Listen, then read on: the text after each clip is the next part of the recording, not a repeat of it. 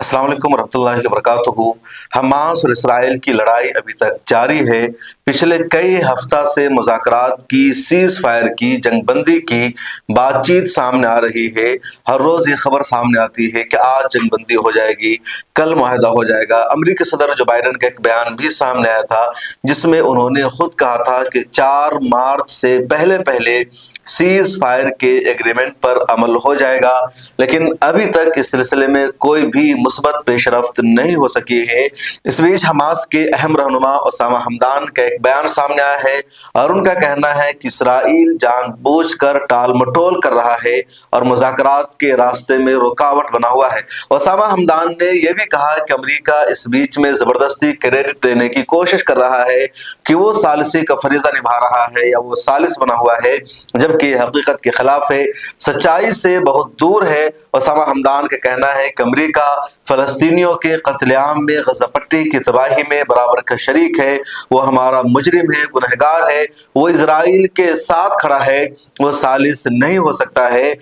امریکہ نے اسرائیل سے بس اتنا وعدہ کیا ہے کہ وہ کوشش کرے گا کہ فلسطینیوں کی طرف سے، غزہ پٹی کی طرف سے جو مزاحمت کی جاتی ہے وہ مزاحمت بند ہو جائے، تاکہ اسرائیل کو آئندہ چین اور سکون کی نیند میں اثر ہو سکے، لیکن امریکہ ہم سے اس شرط پر عمل درآمد نہیں کرا سکتا ہے۔ اسامہ حمدان کا یہ بھی کہنا ہے کہ ہو سکتا ہے بہت سارے قیدی مارے گئے ہوں۔ اس بیچ القسام بریگیڈ کے ترجمان ابو عبیدہ کا یہ بیان بھی سامنے آیا ہے جس میں انہوں نے کہا کہ مزید 7 اسرائیلی ہلاک ہو گئے ہیں جو 7 اکتوبر کو یرغمالی بنائے گئے تھے، جن کو قیدی بنایا گیا تھا۔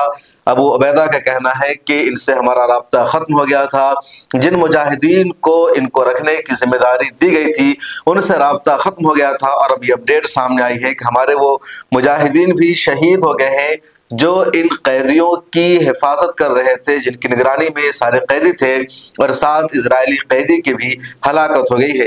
اس بیچ ایک اور اپڈیٹ یہ سامنے آئی ہے، اسرائیل کی طرف سے شرط رکھی گئی ہے کہ پہلے حماس کو ہمارے تمام قیدیوں کی لسٹ سونپنی ہوگی کہ ہمارے کون کون سے قیدی ان کے پاس ہیں اور اس میں کتنا زندہ بچے ہیں اور کتنوں کی ہلاکت ہو چکی ہے، کیونکہ اسرائیل نے غزہ پٹی پر جس طرح بمباری کی ہے، جس طرح بم برسا ہے، ہر جگہ اس نے تباہی مچائی، امکان ظاہر کیا جا رہا ہے ہو سکتا ہے بڑی تعداد میں اسرائیلی یرغمالیوں کی ہلاکت ہو گئی ہو۔